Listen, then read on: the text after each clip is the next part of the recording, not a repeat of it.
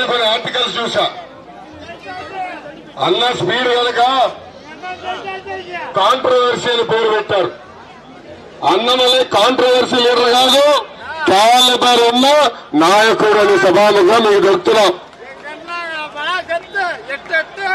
ఆయన తమిళనాడు దిశ నిర్దేశం మార్చడానికి వచ్చిన వ్యక్తి, 6 నిమిషాలు ప్రజల కోసం కష్టపడుతున్న వ్యక్తి, ప్రజలకి మెరుగైన సేవలు అందించాలని వచ్చిన వ్యక్తి. మనందరం చూశాం. ఎన్ మక్కలని ఏకంగా పాదయాత్ర చేశారు. ఆ పాదయాత్రలో యువకులు ఎదుర్కొంటున్న సమస్యలు, నిరుపేద కుటుంబాలు ఎదుర్కొంటున్న సమస్యలు, రైతులు ఎదుర్కొంటున్న సమస్యలు తెలుసుకున్న వ్యక్తి. దాంట్లో భాగంగా తమిళ ప్రజల మనసు గెలుచుకున్న వ్యక్తి అన్నమలై గారని ఈ సభాముఖులు అందరికీ నేను చెప్తున్నాను.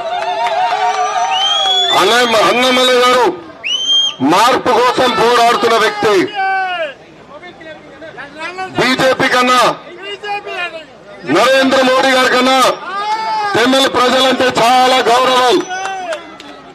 ఆయన తమిళనాడుకి అనేక సంక్షేమ అభివృద్ధి కార్యక్రమాలు చేశారు.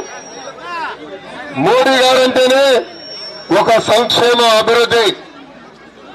మోడీ గారంటేనే మేకర్ ఆఫ్ డెవలప్డ్ ఇండియా. ఆయన అనేక సంక్షేమ కార్యక్రమాలు ప్రజలకు అందించారు. దాంట్లో భాగంగా ఆవాస్ యోజన, ఇంకో పక్కన ఉజ్వల్ యోజన, కిసాన్ సమాన్ నిధి, ఆయుష్మాన్ భారత్ లాంటి అనేక సంక్షేమ కార్యక్రమాలు చేశారు. సంక్షేమంతో పాటు అనేక అభివృద్ధి కార్యక్రమాలు చేశారు. మనందరం చూసాం. మేక్ ఇన్ ఇండియా కూడా ప్రవేశపెట్టిన వ్యక్తి నరేంద్ర మోడీ గారు. ఈ రోజు ఆ మేక్ ఇన్ ఇండియా వల్ల తమిళనాడుకి అనేక ఎలక్ట్రానిక్స్ మ్యానుఫ్యాక్చరింగ్ పరిశ్రమలు కూడా వస్తాం జరిగింది. ఈ రోజు లక్షలాది మందికి ఉద్యోగాలు, ఉపాధి కూడా వచ్చింది. దాంతో పాటు startup India, skill India, digital India అని అనేక అభివృద్ధి కార్యక్రమాలు కూడా ఆయన చేశారు. తమిళ భాష అన్న, తమిళ సంస్కృతి అన్న నరేంద్ర మోడీ గారికి చాలా అభిమానం. అందుకే యునైటెడ్ నేషన్స్ లో కూడా తమిళ భాషలో మాట్లాడిన వ్యక్తి నరేంద్ర మోడీ గారు. ఇంతేకాదు, రైల్వేలు, రోడ్లు, తాగునీటి పథకాలకి అన్నమలై గారి నాయకత్వం కింద కేంద్ర ప్రభుత్వం 2,30,000 కోట్ల రూపాయలు తమిళనాడు ప్రభుత్వానికి కేటాయిస్తాం కూడా జరిగింది. ఇంకా కోయంబత్తూరు పార్లమెంట్కి వచ్చేలా అనేక సమస్యలు ఉన్నాయి. కోయంబత్తూరుకి నాకు చిన్నప్పటి నుంచి అనుబంధం ఉంది. ఆనాడు చంద్రబాబు నాయుడు గారు ఒక అంబాసిడర్ కారు కొనుక్కున్నారు. అది మేడ్ ఇన్ ఇండియా అయినా ఫినిష్డ్ ఇన్ కోయంబత్తూర్. ఆనాడు కోయాలో కంపెనీ ఉండేది. ఇక్కడ పంపించి ఆ కారు కూడా చూపిస్తాం జరిగింది. ఇప్పుడు కూడా ఆ బండి చంద్రబాబు నాయుడు గారు నడిపిస్తారు. ఇంతేకాదు, ఇక్కడ అనేక సమస్యలు మీకున్నాయి. నిరుద్యోగుల సమస్యలు ఇక్కడ తీవ్రంగా ఉంది. అదేవిధంగా పారిశ్రామికవేత్తలు కూడా అనేక ఇబ్బందులు ఇక్కడ ఎదుర్కొంటాం జరుగుతుంది. గ్రామాల్లో రోడ్డు సమస్య ఉంది, నీటి సమస్య ఉంది, తాగునీరు లేక అనేక ఇబ్బందులు పడుతున్నారు. వాస్తవంగా చెప్పాలంటే కోయంబత్తూరు ఒక స్టేజ్కి వచ్చి ఆగిపోయింది. మళ్ళీ కోయంబత్తూరు 2.0 రావాలంటే ఒక యువకుడు, ఉత్సాహవంతుడు అన్నమలైని మీరు గెలిపించాలని ఈ సభాముఖంగా నా వంతు నేను కోరుతున్నాను. అన్నమలై గారు లోకల్ గా ఉన్న సమస్యలు బాగా తెలుసుకున్నారు.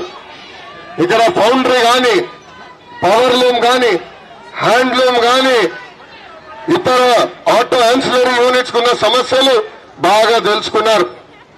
ఇక్కడ ఫౌండరీని అభివృద్ధి చేయాలని, లేటెస్ట్ టెక్నాలజీతో అనుసంధానం చేయాల లక్ష్యంతో పనిచేస్తున్న వ్యక్తి అన్నమలై గారు.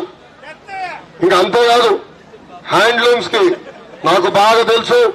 నా సొంత నియోజకవర్గం మంగళగిరి, అక్కడ కూడా చేనేత సోదరులు ఉన్నారు. మేము ఇద్దరు కలిసికట్టుగా హ్యాండ్లూమ్స్ ని కూడా అభివృద్ధి చేసే బాధ్యత తీసుకుంటాం. పవర్ లూమ్ సమస్యలు తెలుసుకున్నాం. ఇంకో పక్కన మన పార్లమెంట్ లో పట్టణ ప్రాంతం ఉంది, గ్రామీణ ప్రాంతం ఉంది. అక్కడ వివిధ సమస్యలున్నాయి. అవన్నీ కూడా అన్నమలై గారికి బాగా తెలుసు. ఇంకా అవసరమైతే రేపు కేంద్ర ప్రభుత్వంతో పోరాడి కోయంబత్తూరుకి నిధులు తీసుకొచ్చి అభివృద్ధి చేసే బాధ్యత అన్నామలై గారు తీసుకుంటారని ఈ సభాముఖం మీ అందరూ తెలుస్తున్నా. ఈ మధ్యన అన్నామలై గారు ఇంటర్వ్యూ కూడా చూసా. అక్కడ చాలా స్పష్టంగా నిరుద్యోగ యువకులకి జీసీసీ ఏర్పాటు చేస్తానని కూడా అన్నామలై గారు హామీ ఇస్తాం జరిగింది. అది కానీ వస్తే వేలాది మందికి ఉద్యోగాలు వచ్చే పరిస్థితి మనందరం చూస్తాం. ఇంతేకాదు ఏకంగా స్టార్టప్ హబ్ గా కోయంబత్తూరు తీర్చిదిద్దాలని ఈయన అనేక ప్రయత్నాలు కూడా చేస్తున్నారు. దాంతో పాటు డిఫెన్స్ కారిడార్ ఏర్పాటు చేస్తా ఉన్నారు, ఆటోమోటివ్ క్లస్టర్ ఏర్పాటు చేస్తా ఉన్నారు, ఇంకో పక్కన ఇతర అభివృద్ధి కార్యక్రమాలు కూడా చేస్తానని చెప్పారు. ప్రజలందరినీ చివరిగా ఆలోచించమంటున్నా. ఒక యువకుడు ఉత్సాహవంతుడు పని చేసేదానికి వచ్చిన అన్నామలై గారిని భారీ మెజార్టీ గెలిపించాలని ఈ సభాముఖం మిమ్మల్ని అందరినీ కోరుతున్నాం. గతంలో మీరే సిపి రాధాకృష్ణ గారిని ఇక్కడ గెలిపించారు, మంచి మెజార్టీ గెలిపించారు. ఆయన కూడా అనేక కార్యక్రమాలు చేశారు. ఆయన ఆదర్శంగా తీసుకుని అద్భుతమైన కార్యక్రమాలు అన్నామలై గారు చేస్తారని ఈ సభాముఖం మీ అందరు తెలుపుకుంటూ, తెలుగుదేశం పార్టీ నుంచి మా నాయకుడు చంద్రబాబు నాయుడు గారి మద్దతు అన్నామలై గారితో ఉంటుంది. ఈ ఎన్నికల్లో అందరం కలిసికట్టుగా పనిచేసి అన్నగారిని గెలిపించాలని ఈ సభాముఖంగా తెలుపుకుంటూ, vote for NDA, vote for Annamalai, కమలం గుర్తుకి మనం ఓటు వేయాలి.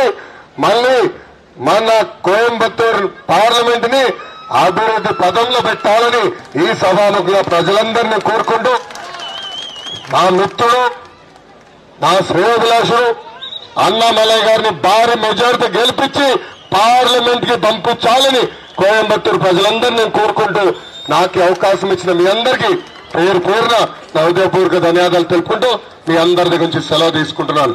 జై హింద్. அன்பார்ந்த பெரியவர்களே, தாய்மார்களே, நமக்காக ஆந்திர பிரதேசத்திலிருந்து இங்கே வந்து உற்சாகமாக அவருடைய நம்முடைய கனவு என்ன, எதற்காக கோயம்புத்தூர்ல உங்கள் வீட்டு பிள்ளை உங்களுடைய அன்பு தம்பி அண்ணாமலை வெற்றி பெற வேண்டும், கோயம்புத்தூருக்கு நமக்கு இருக்கக்கூடிய கனவு என்ன என்பது எல்லாம் அருமை சகோதரர் நர லோகேஷ் கார் அவர்கள் நம் முன்னால் வைத்திருக்கின்றார். ஐயா, என்னுடைய பயமே சந்திரபாபு நாயுடு அங்க முதலமைச்சரா வந்துருவார். இந்த தேர்தல் முடிச்ச உடனே வந்தவுடனே ஹைதராபாத் என்ன பண்ணுவார்னு அவருக்கு தெரியும். அதனால் அதற்கு தயாராக கோயம்புத்தூர் இருக்க வேண்டும். அதனால் இது பாத்தீங்கன்னா ஒரு ஆரோக்கியமான போட்டி தான். ஹைதராபாத் வளர்ற அளவுக்கு கோயம்புத்தூரும் வளர வேண்டும். சந்திரபாபு நாயுடு வந்ததற்கு பிறகு ஹைதராபாத் எப்படி மாற்றுவாருன்னு நமக்கு தெரியும். அதனால் இன்னைக்கு நம்முடைய கடமை கோயம்புத்தூர் தயாராக இருக்க வேண்டும், உலகத்தினுடைய முதன்மை நகராக இருக்க வேண்டும். அதற்கு இந்த 2024 பாராளுமன்ற தேர்தல் எப்படி மோடி அவர்களை 400 பாராளுமன்ற உறுப்பினர்களோடு 3வது முறையாக தேர்வு செய்வதற்கு நாம் தயாராக இருக்கின்றோமோ, அதே போல உங்கள் வீட்டு பிள்ளை உங்கள் அன்பு தம்பி அண்ணாமலையை வெற்றி பெற நீங்கள் செய்ய வேண்டும் என்று அன்பான வேண்டுகோளை வைக்கின்றேன். ஐயா, காரணம் எந்த அளவுக்கு மோடி அவர்கள் 400 எம்பிக்களோடு அமர்கின்றார்களோ அதே அளவுக்கு தமிழகத்தில் அரசியல் மாற்றம் என்பது வேண்டும் என்பதை நாம் புரிந்து கொண்டிருக்கின்றோம். 2 கட்சிகளை 70 ஆண்டு காலமாக பார்த்திருக்கின்றோம். ஒரு சாதாரணமா கோயம்புத்தூர் மாநகரில் குடிக்கிறதுக்கு தண்ணி கூட 15 நாளுக்கு ஒருக்கா வருதுங்க ஐயா. குடிக்கிறதுக்கு தண்ணி கூட 15 நாளுக்கு ஒருக்கா வருது. ரோட்ல நடந்து போனீங்கன்னா குண்டும் குழியுமாக இருக்கக்கூடிய சாலையில போறோம், எல்லாத்தையும் பொறுத்துக்கிறோம், எந்த கேள்வியும் கேட்கறது இல்ல, பரவாயில்ல விட்டுத்தர, இவனை விட்டு அவன் அப்படிங்கிற மாதிரி இருக்கும். ஆனா இந்த முறைங்க ஐயா, உங்கள் முன்னாள் பாரதிய ஜனதா கட்சி தேசிய ஜனநாயக கூட்டணி நின்று கொண்டிருக்கின்றோம். ஒரு மாற்றத்தை கொடுக்க முடியும் என்கின்ற நம்பிக்கையோடு நின்று கொண்டிருக்கின்றோம். 2 கட்சிகளுக்கு மாற்றாக தமிழகத்திலே ஒரு அரசியல் புரட்சி நம்முடைய தேசிய ஜனநாயக கூட்டணி கோயம்புத்தூரில் இருந்து நடக்கும். அன்பு சகோதர சகோதரிகளை, நீங்கள் அதை நடத்தி காட்ட வேண்டும். ஏப்ரல் 19ஆம் தேதி சாதாரண ஒரு நாள் இல்லைங்க. கோயம்புத்தூருடைய